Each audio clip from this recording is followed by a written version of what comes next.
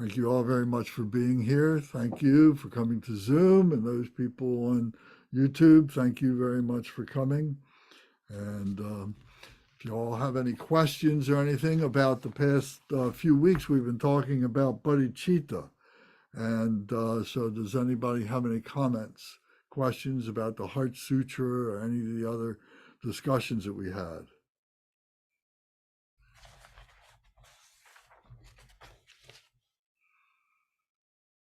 Okay. So tonight I'd like to talk about something from a different point of view. And that is that, we, look at things through the Buddhist point of view, which is very, very good. We love it very much. But also there is the Tao Te Ching. And maybe some of you are familiar with that. The Tao Te Ching came from China about the same time, maybe about 100 years or so before Shakyamuni Buddha was in India, before he was born. The Tao Te Ching was composed by a man named Lao Tse.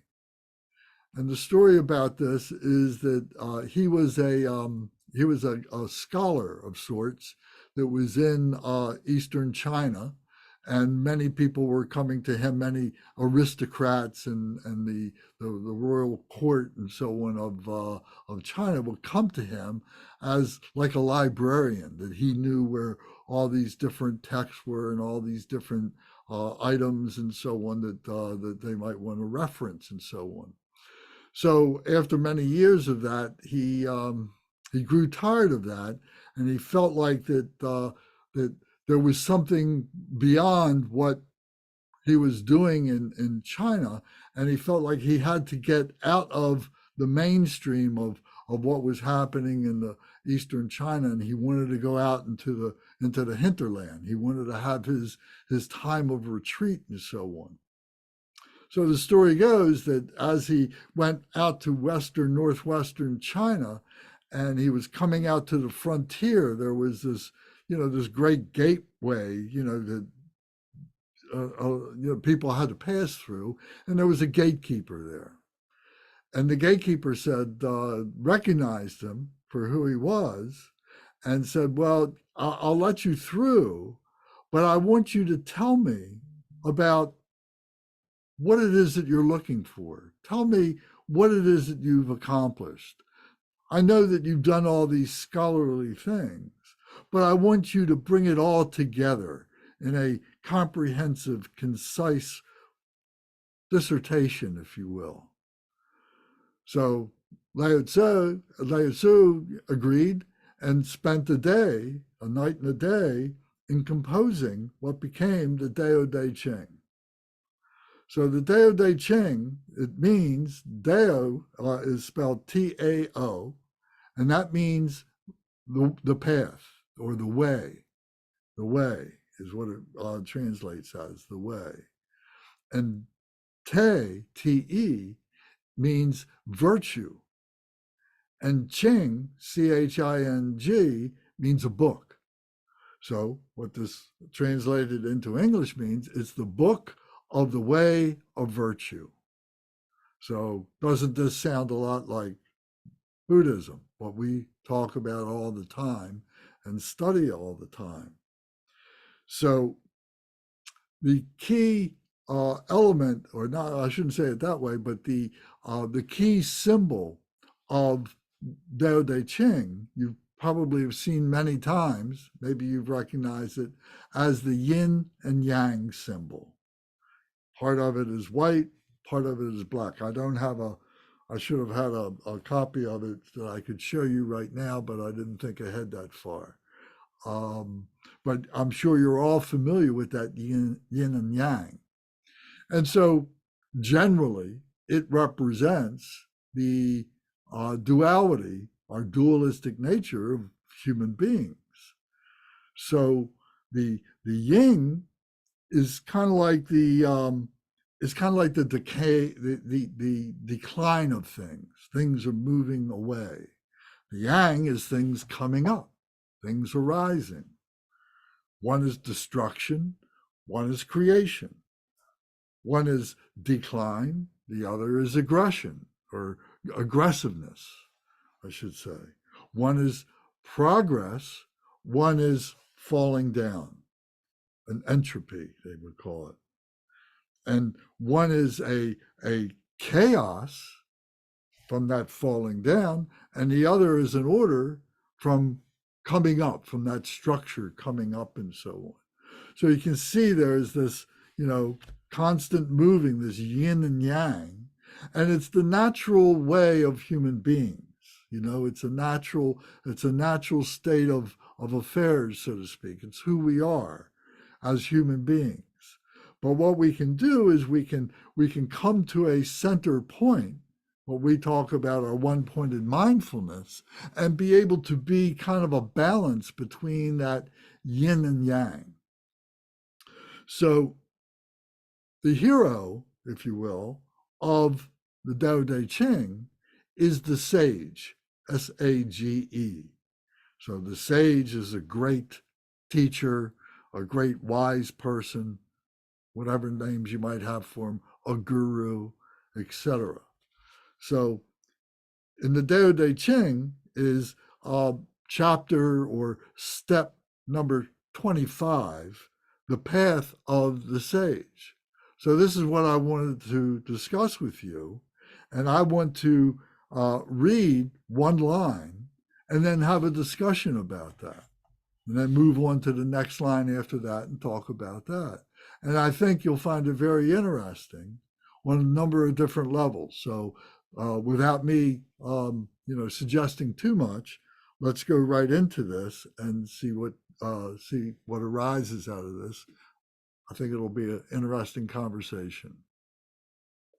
So the first line of this path of the sages reject distinctions and ignore social rank. I'll repeat it again. Sages reject distinctions and ignore social rank. So, Kunga, would you like to comment on that? Sure. Yeah, I guess the first thing that popped into my head was, does that have something to do with Confucius, like a response to Confucius, and the idea that you honor, you honor your parents, this idea of a hierarchy in society, you honor those above you, you follow the rules of the ones that are at higher status. And I wonder if that's a comment about that, asking you to kind of look beyond that, just what their status is, but maybe considering a little bit deeper understanding of what the person's behavior is reflecting, or what they're saying, or what they're modeling for you, rather before you decide that you should just do their instruction or follow them or emulate them. Very good. Thank you. Debbie, how about you? Everybody, this is Debbie Connor, and Debbie Connor is a Dharma sister for many, many years, and at the Tibetan Meditation Center in Frederick, and later in the Drikung Dharma Surya Center in Fairfax, Virginia. So we've known each other for many years, and so it's good to have Debbie with us tonight. So Debbie, would you comment on this? Sages reject distinctions and ignore social rank. Well, I think, oh my God, I can't remember your name already. I'm terrible with names. I'm just going to build on it's true. That's really radical. That really gets to the heart of how China at that time was built as a society, rejecting distinctions. That's saying distinctions when we, from a Buddhist perspective, what you're looking at is, what's the map of what was the map of the Chinese universe? Right? We're always putting things into categories. We need to. So that is just rejects distinctions, and that's everything. That's the social world. That's the physical world. right? This man who is a philosopher, everybody is coming to him. So this is his reality. And he's seeing past that. It's like, I want to, none of that is going to help me understand reality. None of that's going to give me peace. And it's a really interesting passion and social distinctions again. It's the physical world as it's manifested, and also how we relate to each other. That's a really good passage. Very good. Thank you. Bernie, how about you? Would you comment on that, please? Well, I can't say much about the background of Chinese society, but generally the point of view reminds me of a saying of a Zen master who said that if a 6-year-old had something to teach him, he would learn from a 6-year-old. And if a 60-year-old person had something to learn, he would teach the 60-year-old, meaning he would not have the traditional Chinese respect for age, because truth is where you find it. I mean, this is what I said. It's the old saying, gold is where you find it. You shouldn't refuse to listen to somebody because you disagree with them, or they look funny to your way of thinking, or have a funny accent, or they're low caste or high class. If you're a socialist, you say, oh, he's a rich businessman. I won't pay any attention to what he has to say. Or if you're rich, you might say, oh, he's just a beggar. What can he possibly know? You got to be open to the truth wherever you can find it. Okay, thank you. Zara, would you like to comment, please? Yeah, well, I don't really have a significant amount to contribute. Bernie always, you guys say things that I call these one-liners that hit home for me. And I think, Bernie, what you just said had some discernment because of the work I'm doing in diversity right now, some research about wisdom coming from many people and truth, and not making assumptions based off our biases and what we've been born into, our unique circumstances, in relation to wisdom we gain from others along our journeys. That's just really what caught my attention when Bernie was talking, Lance, to be honest. That's where my brain went. Like, I thought that was so profound yet simple what he just said. Okay, very good. Thank you. Brendan, would you like to comment? Yeah, thanks, Lance. A few comments. So the first one is that in that first part of the quote about rejects distinctions, I'm hearing elements of Buddhism in terms of non-duality, this rejecting of distinctions. And then the second thing is that you hear about those who do for others who cannot do for them, or who, a lot of people want to do something because they'll get something back out of it because it's a powerful person that can help me. But if you're helping someone who cannot return the favor, then that also, I think, is relates to the second part of the quote, which I think is a good way to live. I think if we all live that way, and it also got me thinking, why do we have distinctions in the first place in any culture? And I think part of it is fear. Fear of those in power who have power over us. So we must respect them because they're in a higher position than us. I mean, that's what I get out of it anyways. Very good. Oh yes, I lost my train of thought for a moment there. But there's other elements of distinction of power, right? So many people worship at the church of Taylor Swift these days, a church that I don't belong to. But so perhaps the celebrity infused culture is an element of that as well. Very good. Yes, thank you. Being a parent of children who I'm sure are swamped with thoughts of Taylor Swift, huh? Some of them, yes. Yes. I want to ask Faisal the question, but before Mark just came in with us a few minutes ago, so I'd like him to comment too, but I want to read the quote to him So he's got a moment or two to think about it, and then we'll come back to Mark. Yes, do please. So the point here is sages, wise men, wise women, reject distinctions and ignore social rank. So that's and asking. So if you'll just think about that for a minute, let me go to I don't Faiza. need to think about it. Oh, you don't? Okay, go right ahead. To the world, my least notable face, to myself, no face at all. That's wonderful. Where is that from? Or was that something you just thought of? It's from my favorite poet, a man named Kenneth Patchen. Uh-huh. Well, that's very good. Say it again, And please. those are words to live by. Say it again, please. To the world, my least notable face, to myself, no face at all. Very good. Humility. Indeed. Yes, very And good. I don't, and he was, well, I'm pretty sure he was no Buddhist.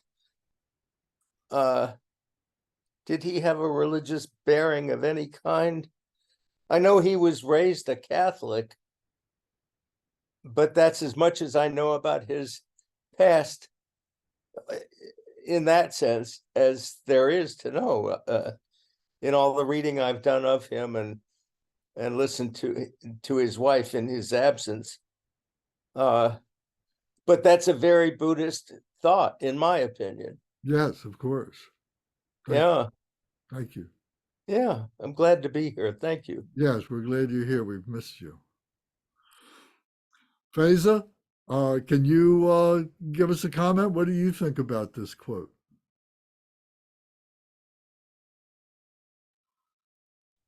To be very frank, I'm not quite sure I have anything useful to add. I was reflecting on what everybody else was saying.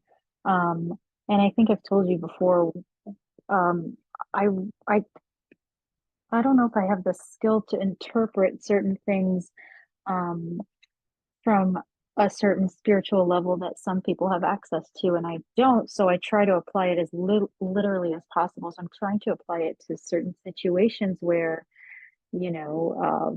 maybe that fit into my life, or maybe where I've acted in a position where, I have to apply social status to myself or distinction to myself. So it's really a moment of reflection for me right now. I hope that's an okay answer. That's a very wise answer, because some people, they may not have an idea about what the quote or what we're talking about, but they'll say something anyway. But it takes a wise person to say, well, I don't have anything to add. I don't know what I can say about this right now. So that's a sign of humility. That's a very good thing. So thank you. I'm sure there'll be Thank a you. time when you will speak for hours on any topic here. Oh, maybe one day. All right.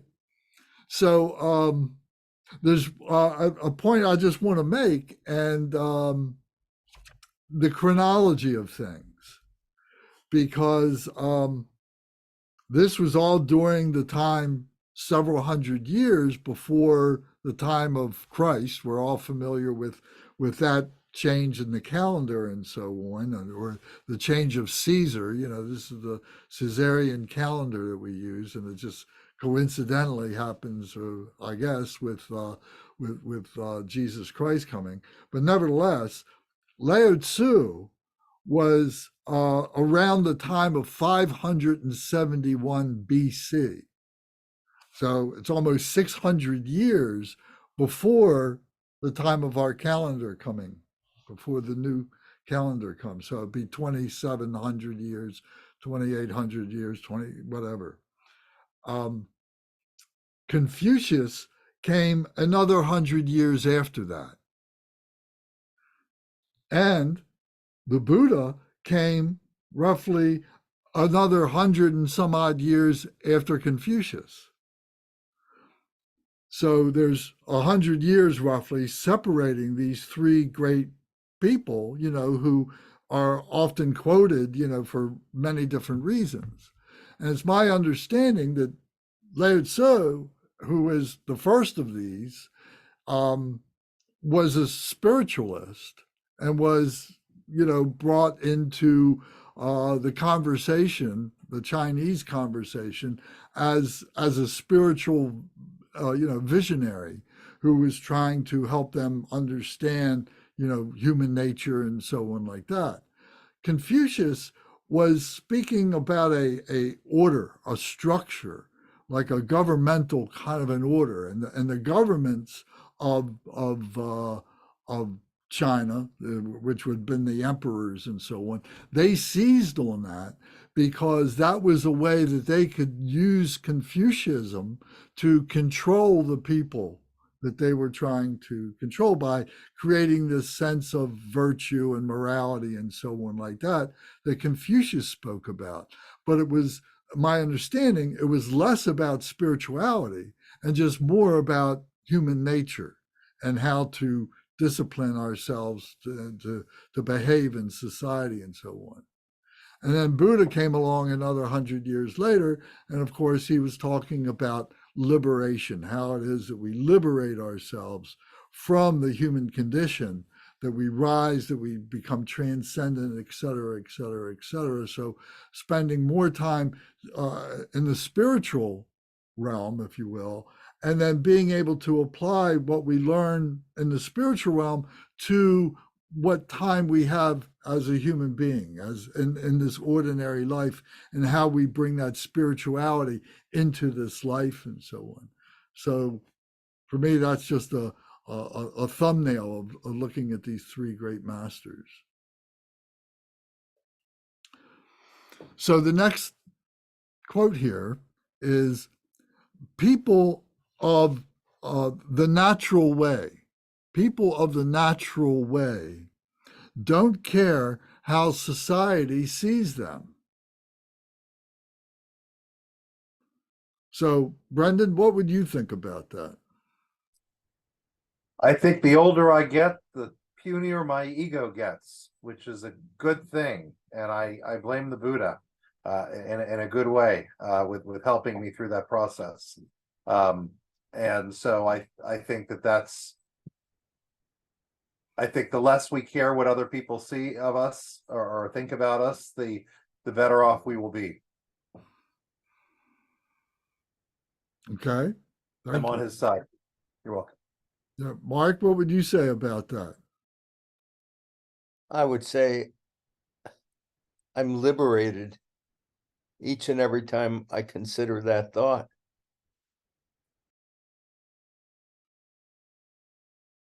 How are you liberated? Well, Confucius, just to reflect on him a moment, what he wanted was to engineer a society. And Confucianism really was, in my opinion,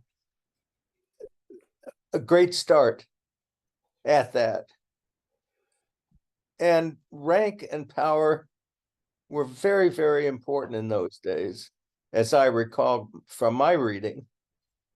I studied Chinese literature in translation when I was in college, and I studied a good deal of Confucianism during that semester. And what I recall is that Confucius eschewed, if you will, the public eye to a great degree. And in doing so, I think he set a course for many who followed to shun the public image, because in doing that, well, to not shun the public image in our lifetimes, for instance, is to regain or retain, as my poet Kenneth Patchen said, a very familiar sense of humility. And I think without that humility, we're going nowhere. And you cannot adhere to Buddhism and maintain an ego that thinks and acts elsewise, in my opinion. Very good. Thank you. Thank you very much. Bernie, would you like to comment on this? Well, okay, I'll comment on a specific aspect of it, and I'll just repeat something that I heard Kempo Kartar say once, and it's always stuck in my head. He said, if you are a spiritual teacher and care about the opinion of your students, you're always going to be led around by the nose by your students. If you want to be a spiritual teacher, you can't care about what your students think. That's only a part of it, but it always stuck in my mind. Okay, thank you. Faiza, I don't want to put you on the spot, but would you have a comment about this? About how the people of the natural way don't care about how society sees them. When you say of the natural way, you mean from a spiritual sense, right? I think so, but also taking the intellectual and the physical, because Okay. it's all involved. Well, I think that would be my ultimate goal, and I think kind of like what some other members here said, that if the more that I think about it and the more that I apply it, then the more free that I might get, because and then I guess it's sort of connected to the previous quote that we were just talking about, and how if we can cut those ties with social status and distinction, and then add in just not caring about what the others think, then I think that those three together can help us reach new levels. Okay, that's good. Thank you. Kunga, how about you? I guess I was thinking that there's something to be said positive about how we're reflecting ourselves into society, like what kind of persona we present to society. If we're thinking of ourselves as a teacher or a helper or a compassionate person, a kind person, that's all perceived through your actions in the world. And I think that's all right to work towards that presentation of yourselves, to try and present, reflect, have your presence in society reflect those Bodhisattva values. I think that it helps, other people can be inspired by you. So that's how I took that. Thank you. Zara, how about you? I have two comments on this that are my lived experience. I wouldn't be where I am and who I was if I acted in accordance with what other people were going to value or not value. And what that means is if I behaved in order to simply please other people, I would not be, I call myself an agent of change, someone who's pioneering and unapologetically willing to make mistakes openly and be criticized, sometimes very harshly, for trying things in different ways. And the things I'm talking about are within my scope, Lance. So educational, pushing the edge and saying, hey, this is an opportunity to do better. And then also with my family, my departure from monotheistic religion, because it didn't feel right. Now, having said that, so I'm saying that, like, in order to grow, you have to be willing to do things regardless of what other people think. And that's always been my mindset. Like, do it because it's the right thing to do. Like, there's a value for you, and that it's not because people are like, you're on a popularity club, like a high school club where you got the most popular votes. You did it because it was, for some reason within you, the right thing to do. For me, it's like what is most beneficial for others, which I'm sure resonates with everyone on this call. Second to that, however, along with what Kunga was saying, I do think what people think of us to an extent, or what I do value, that there is a positive interaction between myself and other people as well. So that's important to me, that from an effectiveness value, you have to be likable to be effective, right? Like people need to lean into you. So if I have something important to say, I also, there's a social validity aspect, right, in delivering important things that could really be life changing or game changing. So kind of in line with what Kunga says, there's an effectiveness component, is you want to be likable, you want people to lean in. So that is important to me relative to being an agent of change. Like, is how I'm presenting information, is the way I'm doing, is it, helpful and useful? And so that aspect, I would want to know. I do care about. I do care about that, because sometimes we learn from, hey, there was maybe a better way to present that information. You could have phrased it differently or something. So to me, like, that's more of an intellectual answer. But most importantly, I think it's important that we act in accordance with our passion and purpose, without regard for what other people necessarily value for our actions. Very good. Thank you. And Debbie, how about you? Yeah, I guess there's a lot to say. It's, I'm just more impressed because I know his work, but I didn't know his background. And he is if you're a scholar, right? So he had a very unenviable position in society, right? He was a scholar, which is a lot. You spend a lot of time caring about what other people think. You spend a lot of time pleasing people. And as he's going through his life, he's becoming better, not just as a scholar, but as a human being, because people keep on, if he's that important, right? People keep on coming to him, because it's not just that he can read books, but he has something important to say.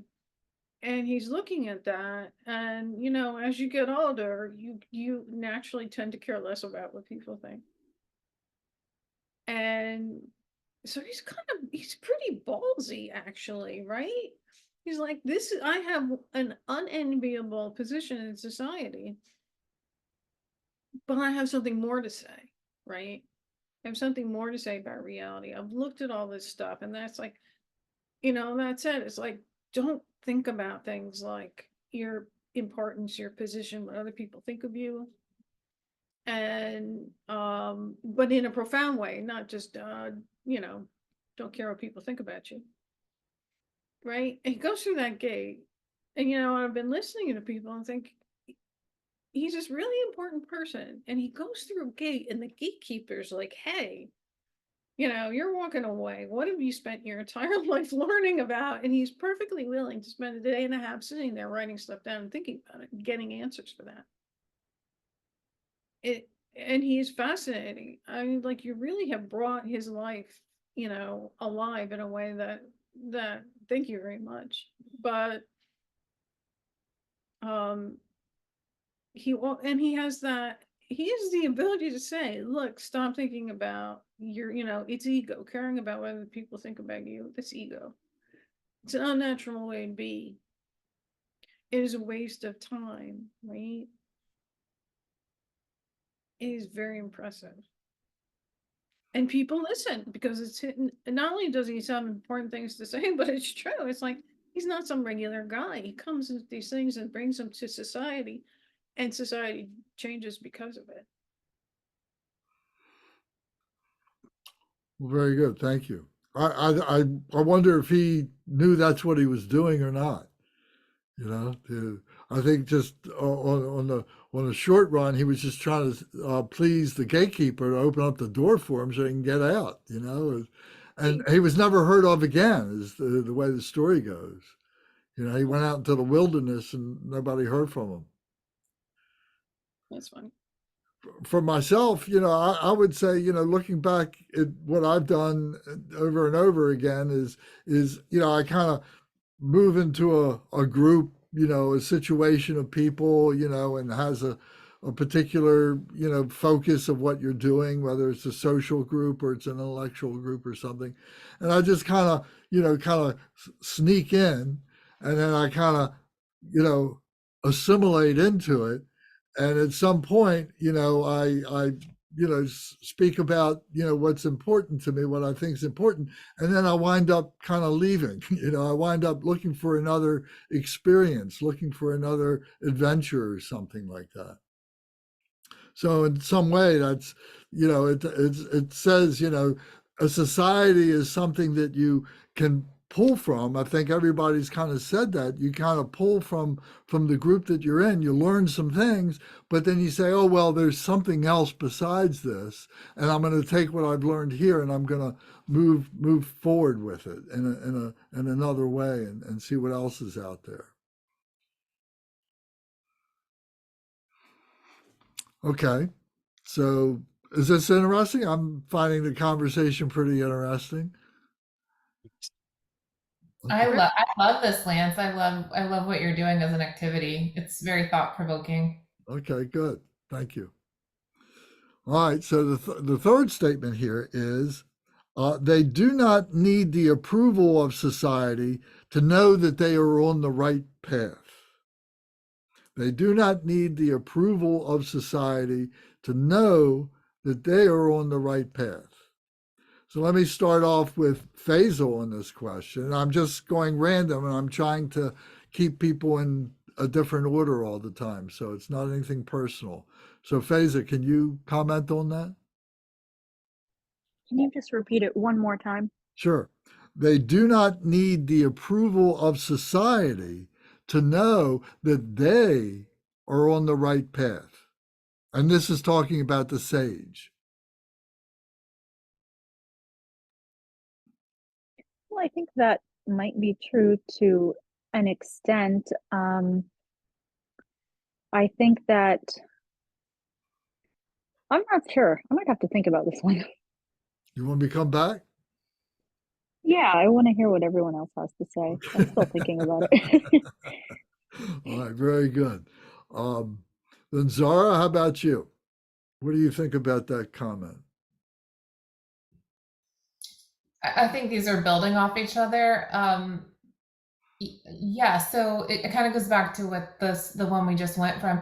If you believe in what you believe, so let's think of some of these like Jesus the Christ, these prophets, like hypothetically, if you are we'll call it faith, right? If you have faith in something, then you just do in the absence of what the good, bad, or positive or negative or neutral consequences, because it is within you. So I think of like when I went to Greenland, or like really difficult moments where you just put one foot in front of the other and like you'll eventually get there, right? Regardless of people saying, oh, you should turn back, or you should turn back. However, like, no, I know, like in, 30, 40 more miles, there's a hut with heat in it somewhere. I know that. I believe that. I know it's there. So I'm a firm believer in if you know something like within you at a spiritual sense, that you just do, even if other people are saying, oh, we wouldn't do that, or dissuading you. So I am in agreement with that statement as an experiential and also as a conceptual quote. It's intuitive to me and aligns with my values. Like I said, I wouldn't have done most of what I had if I was the opposite of these quotes. Like I would have just conformed with what I was told to do to please other people. Okay, good. Thank you. Brendan, about what would you say about this?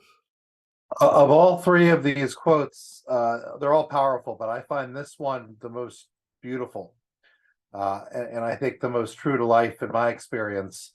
I read a lot, not just Buddhism.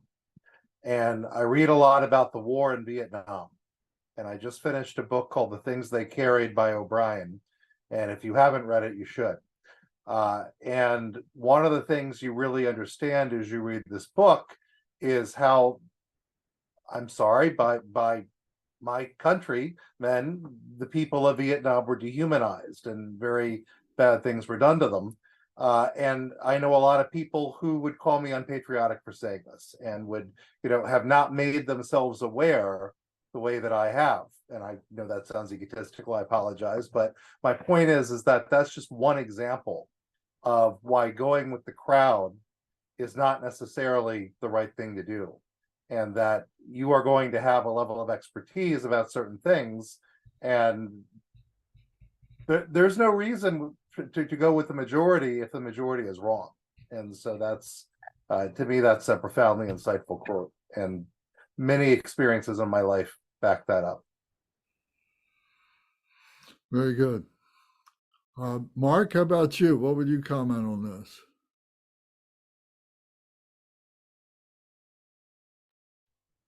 Can you hear me? Yes. You know, the message for me is find a path and cleave to it. And I think the individual that you're quoting obviously found his, as many have, obviously. But for myself, that's why I'm here, is to discover a path that can become so much mine that I have literally no regard for what the world around me may think. And as I said in my last response, that is a very liberating idea, or a liberating way to live. I think that's it on this one. But thank you. Okay, thank you. Debbie, how about you? Okay, I can tell when you're gonna call me, but again, in context, we are Buddhists. We have the Buddha and we have the Sangha, we have 2,600 years of people helping us, and he did not. He is alone. There's no, he is obviously somebody of a spiritual bent, and he is somebody who's looking around in his own world and not seeing how to make that connection. And he is the connection. So he, and he's right, if you there's nobody kind of that's going to help you, because there's not anything in Chinese society at that point that, again, he wrote that, as you said, and he went through that gate and he never talked to anybody else again. Basically, he lived in some small place. And yeah, he's not. It's funny, he probably, when he was before that gate, he probably felt like he was sort of like a lone mind in the wilderness, and then he goes through the gate, he's in the wilderness and happy, and left that behind, that he doesn't have a community, because that's not what people are looking for at that time in that culture. Very good. Bernie, how about you? Well, all I can say about this is that when you see the truth, it tends to be self-validating. You don't need any argument to show it. You don't need any justification from other people. You see the truth.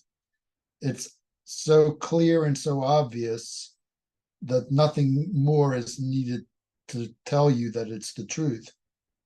And that can come in different forms. We're talking about enlightenment, but even short of enlightenment, there's just sometimes you just know something, and you know it so clearly and so truly that you really don't need any other proof for it at all. And that's all I can say about this. And definitely not the approval of other people. Okay, thank you. Kunga. Can you read the quote again?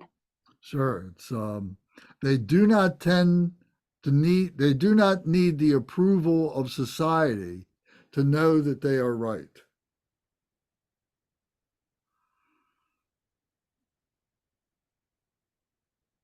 Well, we have our big society we live in, but in a way, our Buddhist practice is a society within itself. There's many practitioners, there's many books, many teachings, Um, and if I All talk right. about that Excuse me. Buddhist, if I think of that Buddhist society, I do work with that within that society to get a better understanding and make sure I'm not deluding myself. Um, I think the other part of it, just a society as a whole, that seems more obvious. Like, one thing I wanted to say about that society though was like our whole society. That's kind of like our karma. That is this society we live in is just our karma. Um, however we think about karma, but the society that we're raised in or we're living in is our own karma. We're part of that society. We came from that society. The way that society instructs us to live is part of it's our own fault. So in a way, we just can't blame it all on society. Like, oh, society, I'm going against society. Society doesn't know what it's talking about. Because we're partially responsible for that society. So thank you. Thank you. Faiza, do you have a comment? Not really. I thought about it. I made sure to think about it in terms that that this is in relation to sages specifically. So they do not need the approval of society to know that they are right. Well, if they've reached that status within themselves, if they really are sages, then no, they don't need the approval or guidance from society. Hope that makes sense. Yeah, very good. Thank you. Yeah, so a question for me is: Are we trying to become the sage? Is that what the journey that we're on is? And to see ourselves going through the evolution of, the transcendence of becoming a wise person, becoming a sage, and so on. And does that path have failure in it? Sometimes we think, oh, I know better than everybody else, my family, my friends, society. I know better. But then I reach a point, a wall or something that says, you know what? My time isn't ready yet. My time hasn't come yet. And do I have the patience and the wisdom to back off and say, okay, I need to wait, and maybe it's another 10 years or another 20 years or something. When you get to be, my age, our age, you've hit that wall a few times. So you can see that. But when we're young, we're moving forward and we just want, the change now. We want to make the things happen now. And to the point of the dehumanization, the humanization thing, I experienced that. I didn't have to go to Vietnam. I thank my lucky stars for that. But I did train with those who were going, because I was in the National Guard at that time. And I trained in a place called Tigerland, which was down in Louisiana. And it was dehumanization, at every level, because, 60% of these guys that were training were going over there, and it was terrible. And, it was an experience on my behalf, to witness that and to be able to, know I'm going home into relative safety and everything. But then as soon as I get home, the King riots came, 1968. And I got called up, along with the unit I was in, to go and protect the city and everything, and the dehumanization that was happening for the rioters, So there's that element of dehumanizing the enemy, so you can do the evil will onto them. Easier to napalm them that way. Yeah, exactly. And people live with those, those terrors, what do they call it, PTSD or whatever, and they relive these things. That's why, killing somebody, it stays with you the rest of your life. or hurting somebody or stealing from somebody, doing those 5 heinous crimes, you never can really get over them. There's no justification for them. And, and if you try and rationalize it, it just, you just got to accept responsibility for it.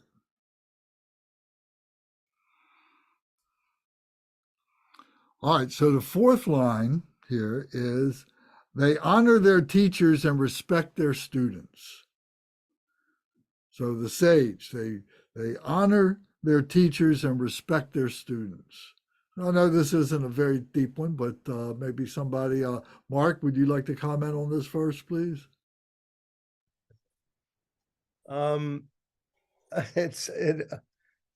It's so self-evident. I'm not sure what I can say. I hate to comment on the obvious, but to respect those who brought me along, and many have, I've had more than one mentor, is as effortless as ringing a bell.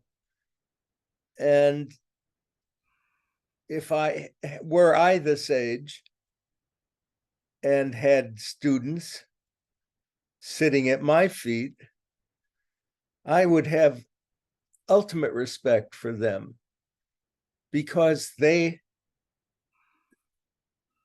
have come forward. And in my life, coming forward, being willing, is a good description of a student, being willing. And I find that an imperative when thinking about someone studying under me. Yes, thank you. Very good, thank you. Bernie, what do you say about that? It was Well, it's okay. All I can say is, well, I don't. It's a bit tangential to the exact quote, but it was something that Tai Situ Rinpoche said once during during a teaching. Is what he said is that a lot of the Tibetan Buddhist lamas always wondered why it was so hard for Western students to have realization when they practiced the Dharma. They didn't understand it. Students would practice very hard, and they wouldn't seem to get anywhere. And he thought the reason was that too often the students treated their teachers as if they were their employees, that they hired their teachers. And if they didn't like their teachers said, what the teachers did or what the teachers said, they would just go and find another teacher, and go from teacher to teacher, and just basically treat them as they were different stores in which they could shop for different things until they found the store that they liked. And he said the problem with that attitude is that there isn't the attitude of respect there. The student needs to respect their teacher if they're going to develop any wisdom from the teacher. And when that attitude of respect for the teacher is missing, it just becomes very hard to develop any kind of realization. So you can take that for what it's worth. That's just what he said. Okay. That's all I have to say about this one. All right. Thank you. Thank you. Gunga, what would you say about this? Yeah, I think that they're good words to live by, but we have a lot of examples in our Western culture and of that not being the case. The teachers don't respect the students. Sometimes they don't respect them in criminal ways, and we do have that problem where I think that we have as a student, I have high expectations of what I think my teacher should do or know or act, and then I do find that getting in the way of trying to learn from them. And so constantly putting those ego-centered perspectives aside. And one of the other teachers that I work with said, he said, you know, sometimes there's a song says, sometimes you got to learn to love the one you're with. And you need, you know, there's not this perfect teacher out there. You just need to accept the one you have and try and learn everything you can from them, and take all these criticisms and ego-centered ideas about who you want your teacher to be or who they should be, and just kind of try and put those away, and not let those get in the way. Thank you. Brendan, how about you? There we go. Now I'm unmuted. Lance, could you repeat the quote one more time? I want to make sure I have it correct before I Sure. comment on it. They, sages, honor their teachers and respect their students. This probably relates more to the previous quote. Forgive me for going off on a tangent, but I'll say that in his classic book, Zen and the Art of Motorcycle Maintenance, Perseg talks about the Church of Reason being the university. And one thing I learned when I graduated from the university a long time ago is that reason and seeking after the truth, while I believe that's in the university, it's not in the broader culture. And you have all kinds of politicians and corporations and spokespeople, and they're all giving their version of the truth. Not going with the overall crowd, with the overall society is often just pooling its ignorance because they're being influenced by people who are not seeking after the truth. So I know I'm probably addressing what I wanted to say more previously with the previous quote, but I will simply say that when I think of that concept of the University of the Church of Reason, yes, you should be respecting your teachers and your students, because that's what this whole process is all about. It's one of free inquiry and respect. So I don't think I have a whole lot to add other than to our previous quote. I apologize. That's okay. Yeah. Zara, what would you comment? I'm thinking about the Four Noble Truths. I'm thinking about equanimity. Everybody's the same, right? Like we treat everybody's things are the same. And so that came to mind right away when I heard the quote, was just the thought of the basic idea of equanimity. Yeah, that was first thought, best thought, Lance. Well, that's good. That's great. Yeah. Yeah. And Yeah. you're the fulcrum. We each are the fulcrum, right? Yeah.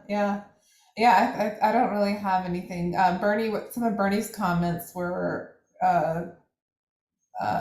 profound for me as well. Just a few moments ago, I got my brain thinking. I don't have anything extraordinary to add to what we're already building off, other than just the basic idea of equanimity, where everyone, it's wise for the student to have equanimity towards the teacher, and it's wise for the teacher to have equanimity towards the student. And yeah, that's what I would say. Very good. Thank you. Faiza, would you like to comment?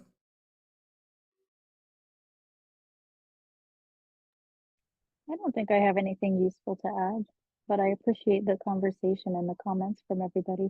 Okay, very good. Debbie?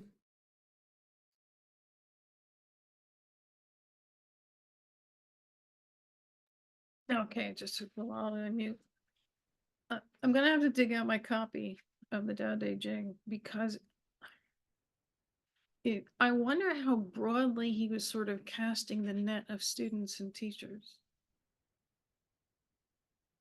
Because a sage, and maybe what he was saying is that is for a sage, teachers and students, maybe everyone, right? You learn from your students and you teach your teachers, but also you learn from the rain and from ants and from hardship and kindness. So that really makes me want to look at the context of it.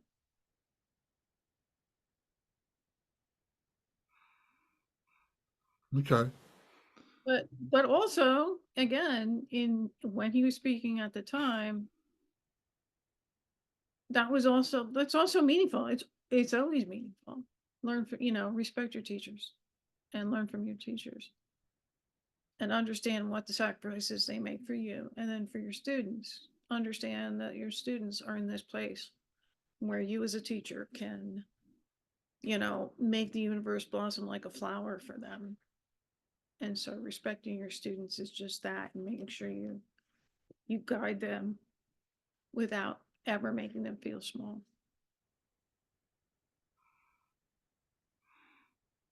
Yeah, it's very good.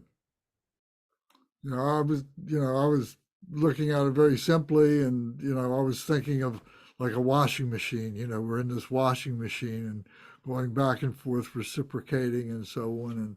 And sometimes you're a teacher, sometimes you're a student, and that reciprocation, it has to happen on all levels and everything. And I guess the best teachers that we have are the ones who respect us, who ask us questions, and they dig a little deeper. If you don't give the right answer right away that they're looking for, they try and help you to see something that maybe you couldn't see before, or something. They work with you. They just don't dish you off and say, oh, well, he doesn't know anything, he hasn't been paying attention or something like that. So yeah, there's not much else I can say about that myself, except that it's like being in a washing machine. And remember, this is the dualistic nature of human beings, and realizing this. And the sage is very much involved in the learning process. So that's their filter in which they're looking through things. They're either teaching or they're receiving teachings, or maybe and sometimes they're just at rest, just abiding. I'm going to run a few sentences together now. So if you got pencils or paper or something and you want to take some notes, just because there's a few buzzwords here that maybe you want to reflect on. So now we're saying the sages, they take care of their body and they uplift their spirits. They balance their energy and they live a life of gratitude and grace. They look within to their innate wisdom and to their ancient wisdom of the great teachers of the Tao, of the path. I'll repeat it one more time. They take care of their body and uplift their spirits. They balance their energy and live a life of gratitude and grace.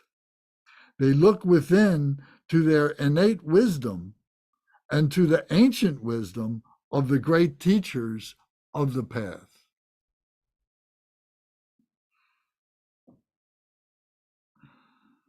So, Debbie, would you start off with this? Okay, there's so much, so I'm just gonna have to wing it.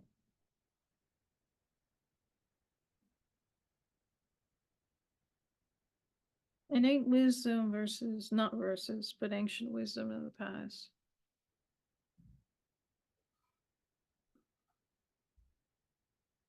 Innate wisdom actually is a fascinating idea. How do we gain innate wisdom?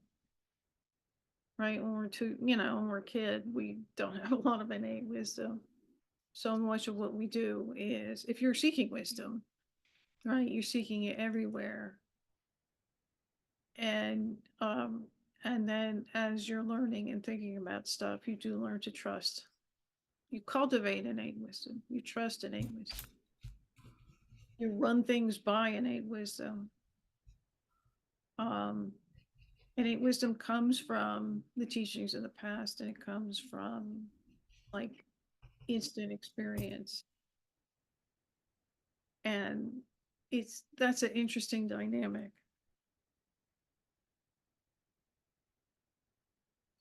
Let's see, contrasting balance of energy, gratitude, and grace. Oh, come back to me. Let me think about it more. Okay. Brendan, how about you? Well, the first thing that hits me is the very beginning of the quote, they take care of their body and uplift their spirits. And what do we know now in our current culture? You know, junk food, alcohol, right? These things that taste and feel so good, what they really do is bring our spirits down, right? And so not eating right, not exercising, and so and this really, the finger points at me because I really need to exercise more and eat better too. So this kind of I don't want to say it shamed me, but it was kind of a wake-up call. So I love the fact that over 2,000 years ago, this understanding of the relationship between mind and body, and lifestyle for wellness. Okay, and then they balance their energy with gratitude and grace. And I mean, to me, the gratitude is one of the most amazing, powerful sources for a human being. If you're in a position of ingratitude and you're always envying what someone else has and what you don't have, that combined with a big ego is a recipe for misery. What one quote I once heard was, oh, I didn't get this job. If I didn't get this job 20, 30 years ago, it would have torn me up and made me so angry. The fellow just said, not my service to give, not my service to give. It's okay. And so that's what I took out of this quote. Very good. Thank you. Okay. Zara, will you comment? Oh, I have a lot to comment on this. This is the whole motivation behind my company, Green Space Behavior, is people are so kind of what Brendan was saying. At a physical level, it starts with your physical in order to get into your spiritual. If you don't take care of your physical body, you will never transcend up because you're so distracted by aches, pains, gut problems, obesity related issues that you never can, like those things are constant causes of suffering, right? Like very tangible that you cannot climb the ladder and transcend. Like I think there is so much fundamental truth in that string of quotes. It is behind the company I started, Green Space, about optimizing well-being, teaching people just to go back to balance. We've evolved so much to do, driven by ego. If I do this, people think higher of me. If I do this, I can buy more things. We've drifted so far from our true nature, which is very simple and easy, to eating processed foods that have so many things we can't even read and don't even know that, like, but the body knows what a sweet potato is, but doesn't know what this processed package is. A sweet potato is fine. And yeah, the quote is a huge truth bomb. That whole sequence reminds me of Ayurveda. I know Bernie studies traditional Chinese medicine, but Ayurveda is like the science of nature and, like Mother Nature and whatever you want to say about, God or however you see the world and our existence. But it is in alignment with like just the basics of living with and being in tune with nature, which is within all of us. So yes, that is truth bomb, truth after truth after truth in every single aspect of what you just said. Yeah. Very good. Thank you. Bernie? Well, just to make a small correction, I'm not a student of Chinese medicine. So I really don't know much about traditional Chinese medicine. What I have studied is homeopathy, which is a little bit different. But aside from that, it seems to me that what this passage is hinting at is that the idea that in spiritual practice you can involve not just the mind, but also the energies of the bodies. And of course, in the Indian tradition, this was yoga. And in the Chinese tradition, this generally goes under the name of Qigong, which are physical energies, exercises rather, in order to stimulate the chakras. So they do that kind of exercise. And when I took Kung Fu, it was one of the things they taught in the traditional Taoist meditation, which is to circulate the energy through the body. And the idea is by doing this, you are closer to it enhances your spiritual practice. So it doesn't really come out and say it literally in this particular passage, but I think that's what they're really hinting at in this particular set of quotes that you just gave us. But I could be wrong, but that's what I got out of it. Okay. Very good. Thank you. Okay. Faiza, do you have anything to comment on this? Taking care of the body so that we can uplift our spirits. I mean, that's something that people, don't really realize. I think they're so obsessed with their body, and for any number of reasons. But having to uplift the spirit takes work. It takes a system to do that. What do you think about that?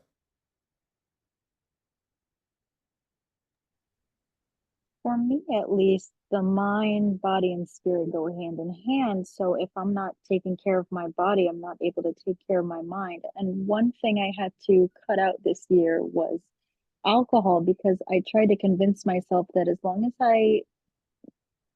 I control my drinking, I'll be able to do my practice, they won't interfere with each other. Well, that was not possible, so I cut it out completely.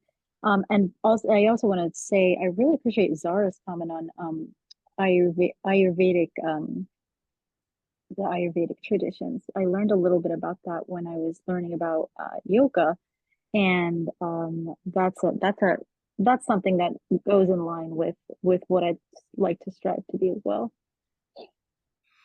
Very good. There's so much to learn, isn't there? I mean, there's so many various ways of looking at, this transcendence, how you get there, and all the support systems and so on that are there.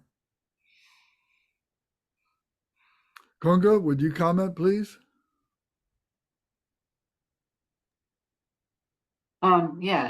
These series of sentences made me think about the middle way, the Buddha's middle way. I think about that story of the Buddha practicing austerities till he almost died, and then realizing that he couldn't that was a barrier to his spiritual path, neglecting his body.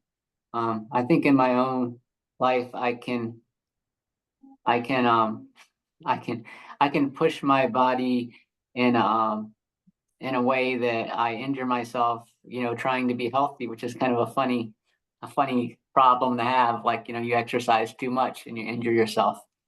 But that's something I'm always working with. And I can see how, maintaining a well-functioning body, allows me a better place to realize my spirituality. If I don't have the getting enough sleep left me more alert during my meditation.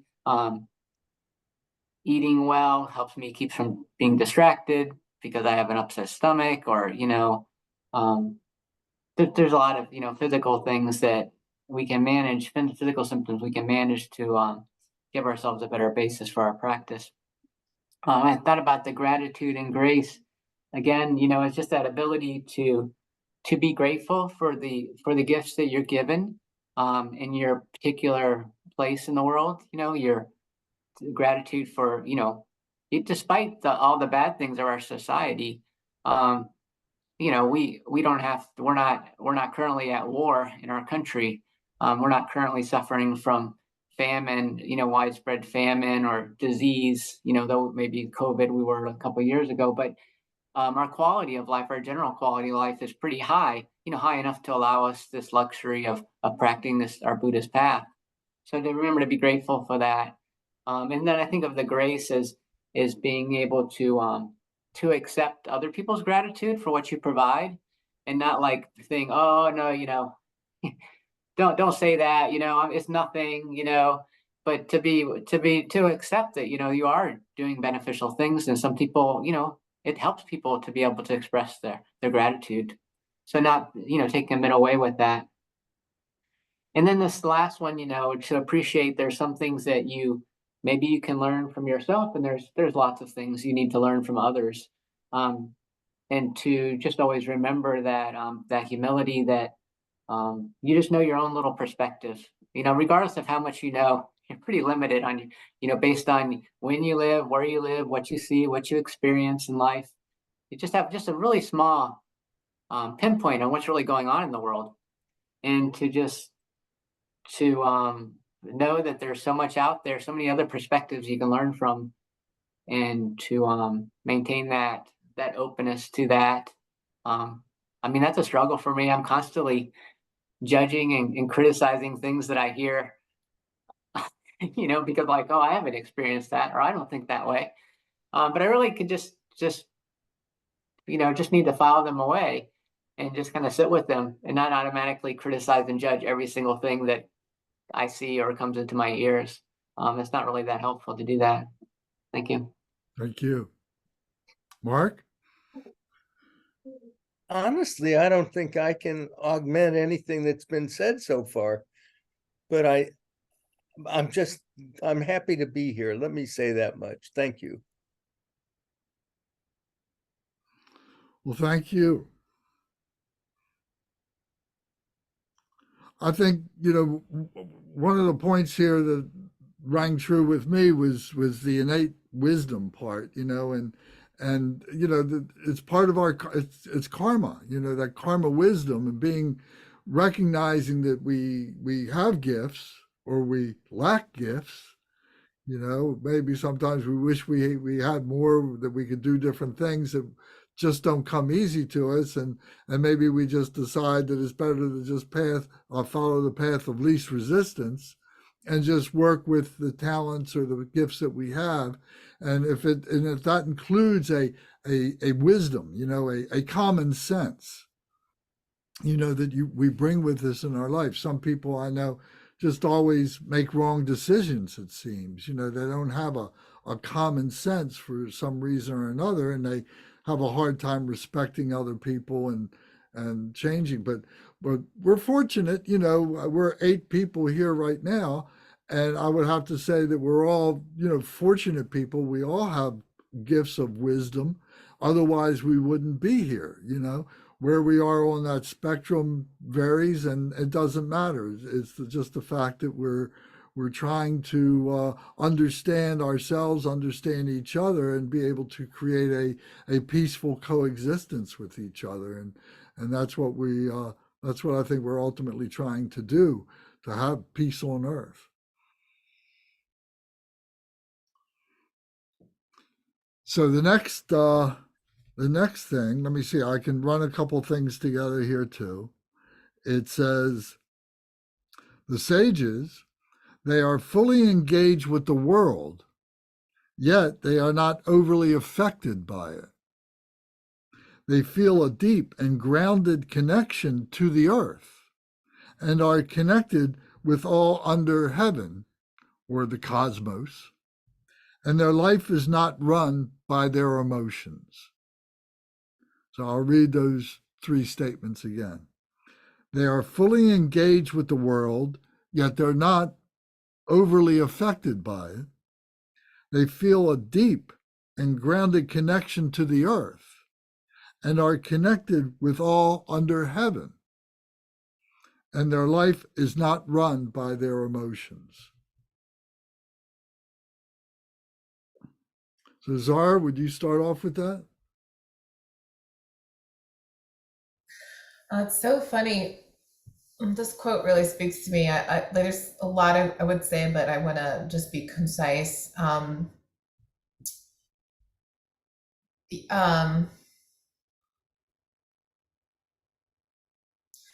Lance, I hate to ask you this. Can you, because my brain caught on to the "we're not impacted by the emotions" line. Can you read the whole thing one more time for me? Sure. They are fully engaged with the world, yet are not overly affected by it. They feel a deep and grounded connection to the earth and are connected with all under heaven. And their life is not run by their emotions. Okay. So, and Lance has the wisdom or has the insight because he and I have private conversations about where I am right now on the path. So he has some privy to some private comments and what I'm going through right now. I'm experiencing just some discomfort right now. And this quote really resonates with me where I'm feel so interconnected to people at an emotional level and to where it impacts my spiritual growth, where like I'm overthinking, like, did I make the wrong decision? um and then also, so there's that aspect of it. So I'm actually starting to go through this. Lance has called it like the suit of armor, right? Where you let other people's emotions happen, whatever the range is, and you maintain the middle way, right? Like you can have that empathetic joy, going back to some anchors. So that really resonates because I'm having to do that right now, like because I'm going through a lot of discomfort and feeling a little bit of guilt and not being more compassionate towards certain situations, but realizing and holding on to other people's, if you will, karma.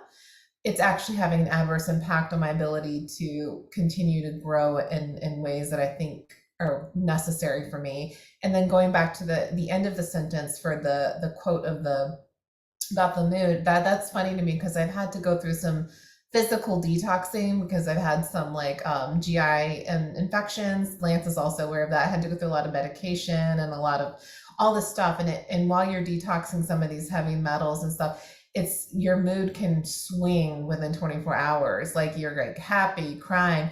And I kept saying to myself, I laughed a little bit and said, you never make any decisions or do anything. Like this is just a trick, right? Like what I feel in this moment is just this moment. And I had to keep going back to myself, but even in the course of the day of the type of work. So the mood is so deceptive, right? The mood, how I feel in this moment, and going back to, I say something like, it's just this moment, right?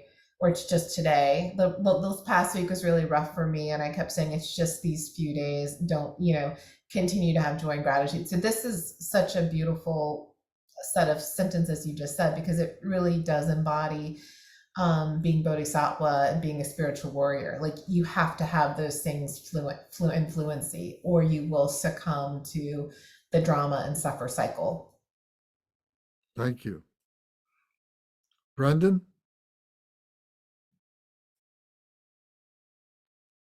That was well said, Zara. Thank you for that. So sages are fully engaged with the world, but not overly affected by it. And it reminds me of something that I've been really trying to get my mind around, which is the whole idea that nirvana and samsara are the same thing if you're enlightened.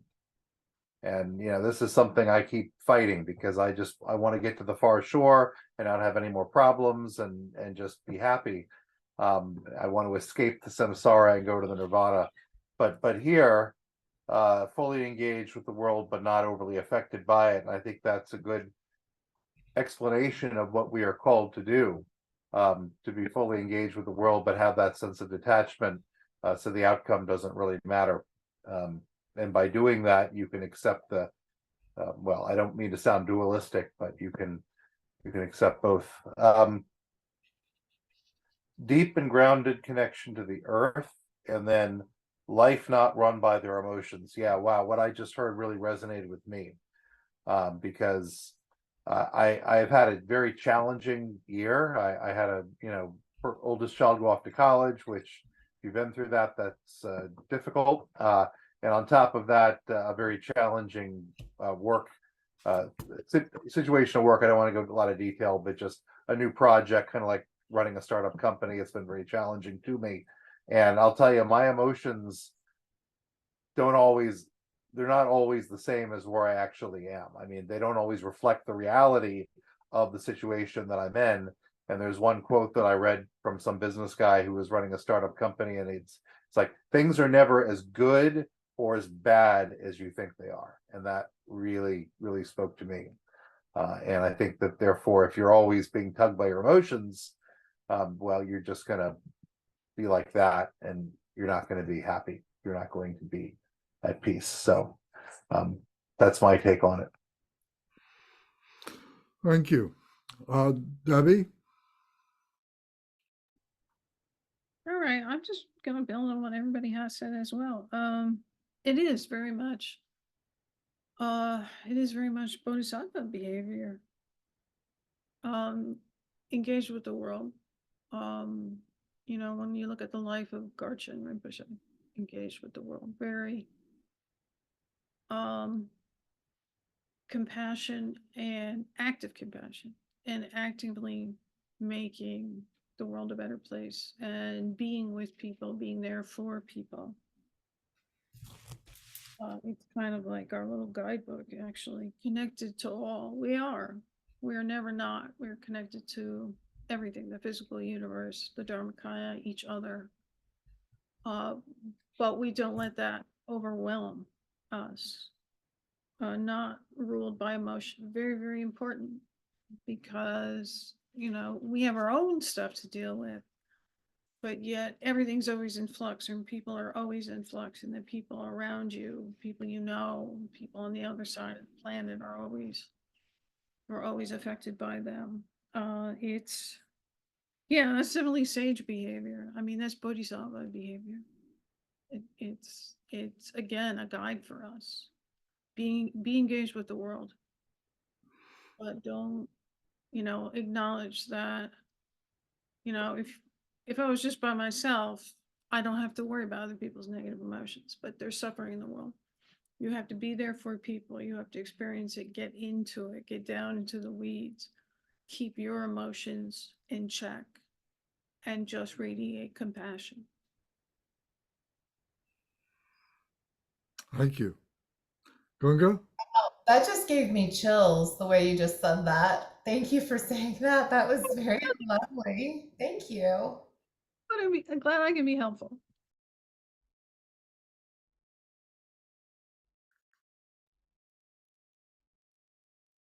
I guess all these phrases in the Tao Te Ching, but especially this section here, seems like it could have come right out of the Dhammapada. I don't know how many people are familiar with the Dhammapada, but it's like a collection of sayings from the Buddha that were collected very early on. And there's some discussion about whether all of them were original to the Buddha. And, you know, and this one specifically, you know, it kind of looks like, you know, it just looks like something I read in there. And I just think it's basic Buddhism, really. It's just like, you know, you have to be fully engaged with the world. I mean, he wasn't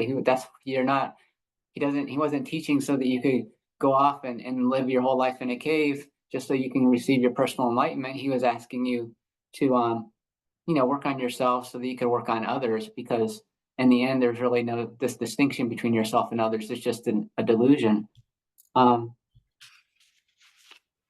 that deep connection with everything. I mean, I think Thich Nhat Hanh talks a lot about that a lot, inner being or interdependence that we have with everything.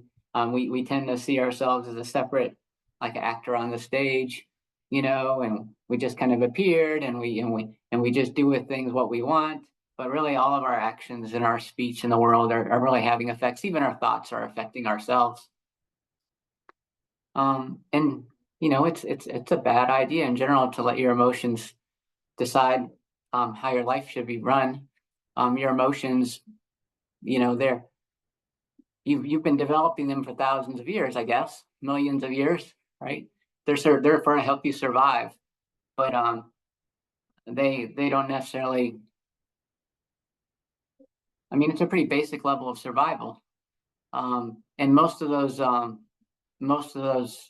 survival emotions, we're not utilizing them the same way anymore. Doesn't seem like, you know, we're not in a situation where we're needing to fight for our survival or run away to avoid getting killed.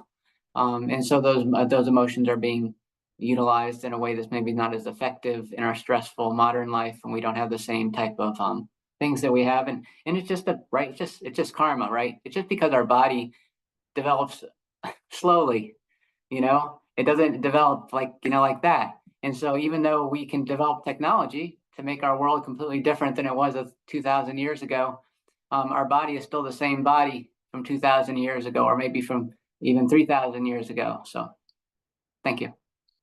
Thank you. Faiza, would you like to comment?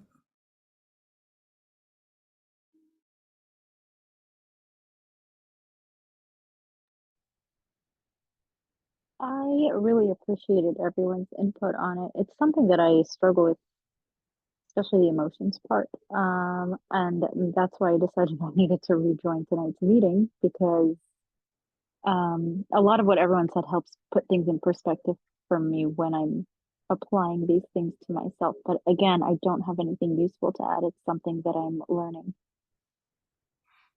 Very good. Thank you. Bernie, I think you already commented on this. Is that correct? No, I didn't get my chance, Carl. Well, please, and come on. Okay. Okay. Well, I have a little story to tell. Okay. People talk about being in the world but not being affected by the world.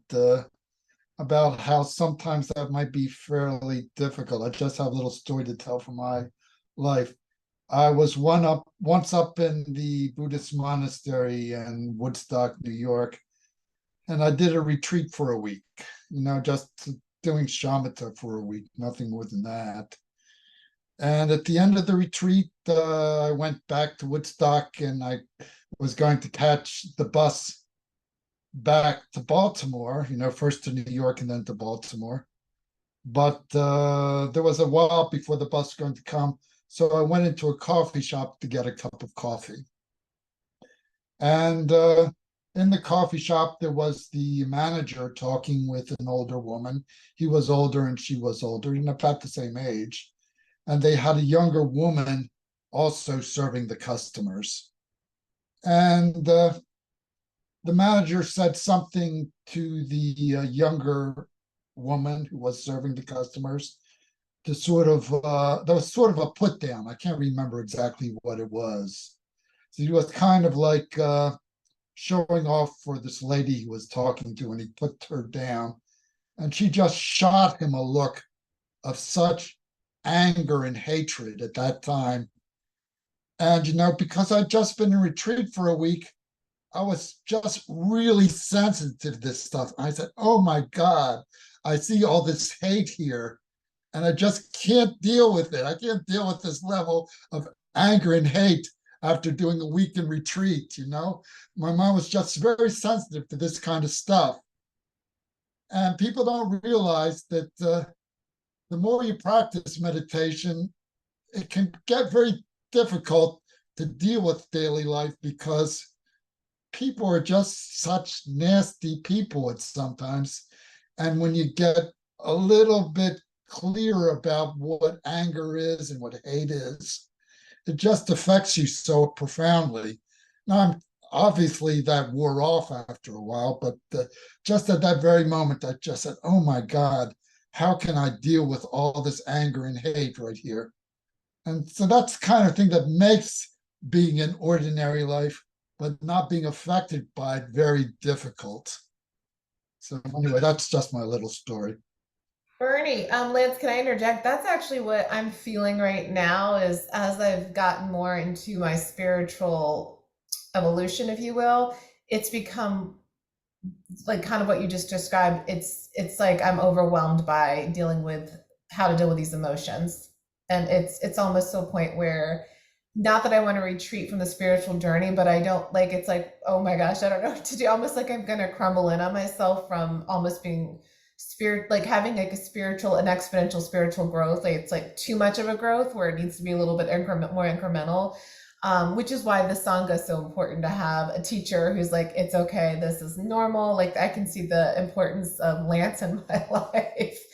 But what you just said is the discomfort I'm feeling right now.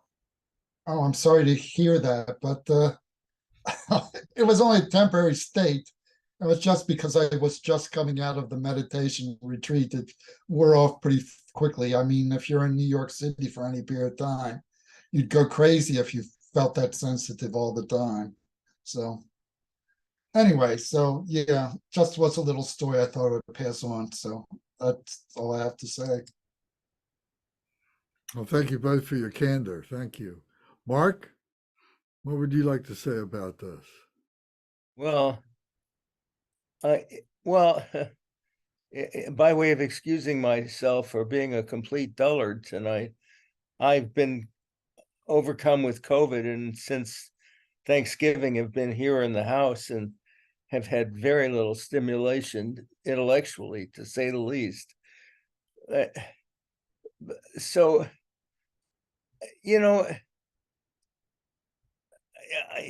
to me, it comes back to the very opening when I first joined the group tonight, which was about humility.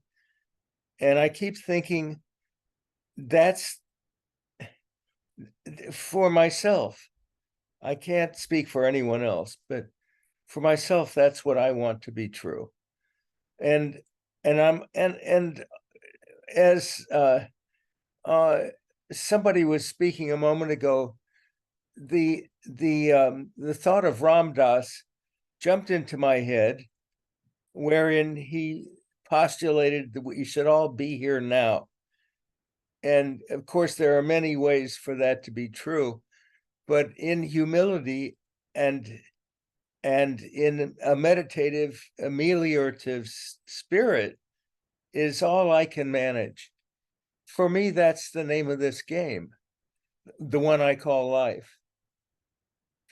And to repeat, for myself, no face at all, and for the world, my least notable face.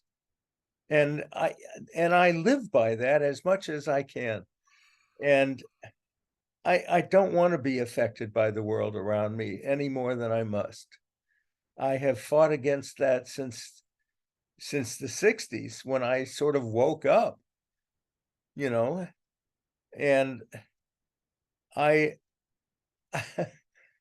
love being on earth, and I love what I'm doing with all of you and with my friends and family, but I can't make too much of that.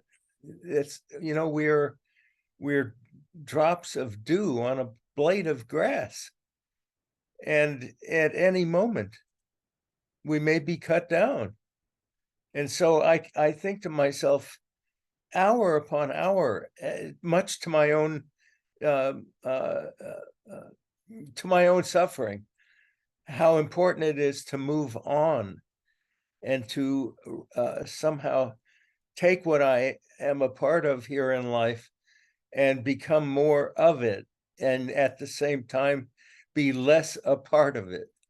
If that, I don't know if that paradox makes sense to anyone but me, but there you have it. Thank you.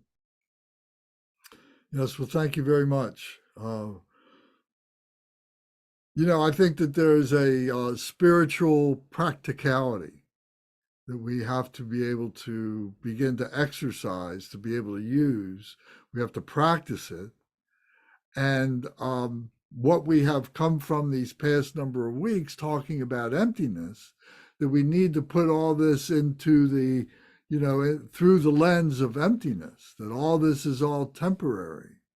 And that all this, whatever we're going through, the highs and the lows and the stuff in between, is just all temporary, and it's all stuff that's just conjured up in our minds and so on. And one of the things that we, as a sage, I think that we need to know to anticipate things, that things are going to happen. It's like being a chemist or something. If I take these ingredients and put them together, something's going to result. I know what it is. I can prove it over and over again. And so if it has an undesirable or a desirable outcome, we prepare ourselves and we prepare the environment for it. So if we know that we're going to go into an explosive situation, maybe it's with our family, with friends, we're going to turn on the TV and watch the news or something like that, we have to prepare ourselves. And sometimes it's by making a declaration, making an announcement, coming into the situation saying, before we get off on too many tangents here, I just want to say, I'm a person of peace. I want to be happy. I think you want to be happy too. I want you to be happy.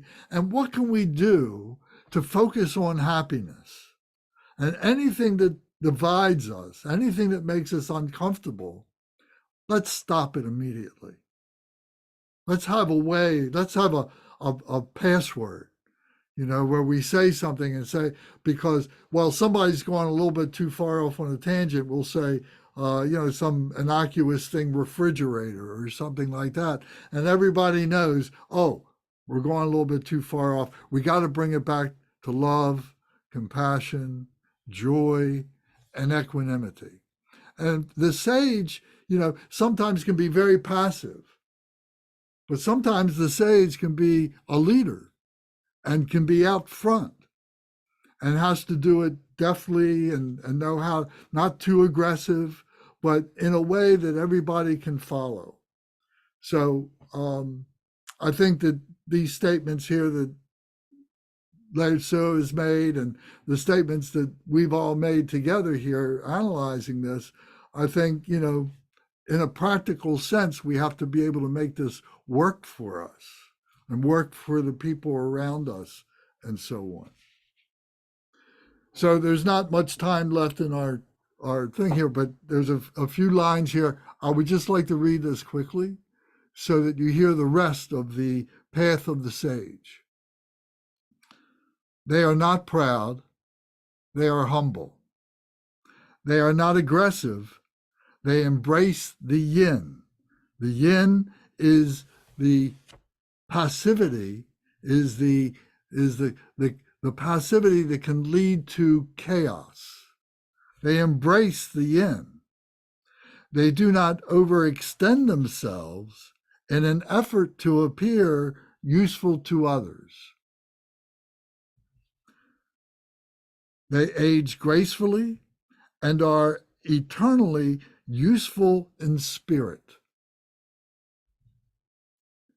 They do not demand love from others.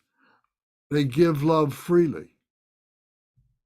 And they float along with the sun and the moon and embrace the whole universe. So those are the statements of the path of the sage. So the question becomes, can you be like this, expressing the attributes of a sage? Can you be humble enough and loving enough and open enough to receive the wisdom of the ancient masters along with the sun and the moon and make it your own? What's stopping you? Wonderful stuff. So,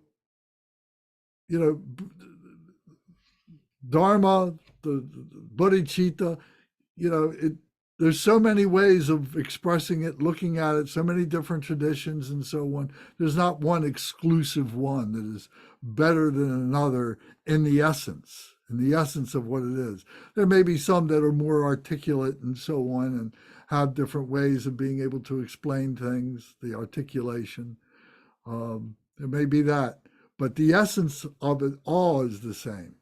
And when we can recognize that and go to that and try and stay with that and inspire others to be with that, there's a peace and a happiness. And you may lose some identity along the way because there's no chaos.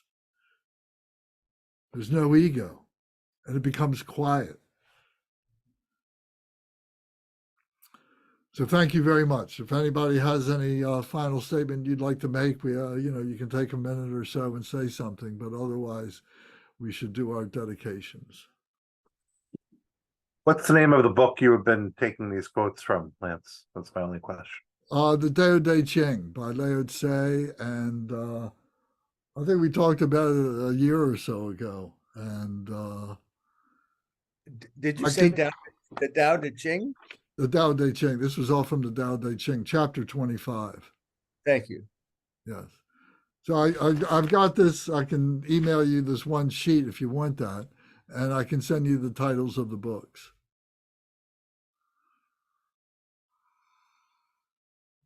So it's really great. The Tao Te Ching to me is like empirical Buddhism. Doesn't have any of the spiritual references and so on. It just talks about the 10,000 things. And the Dantian. The Dantian is like the, you know, the active bodhicitta, the engagement. So it's really quite simple and very beautiful.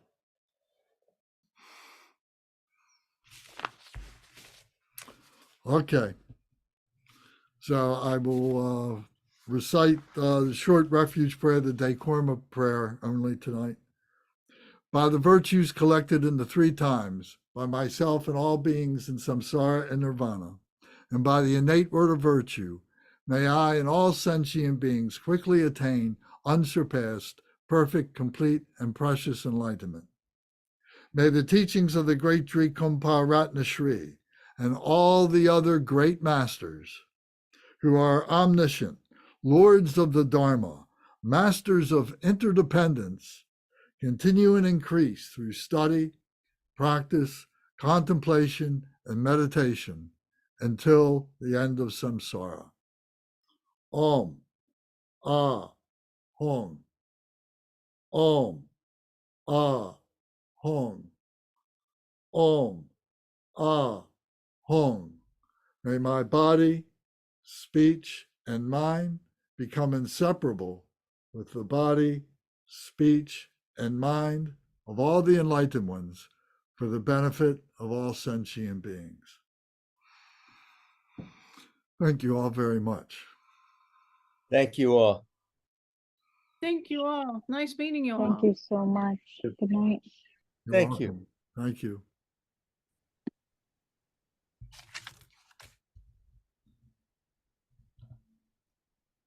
Good night, everyone.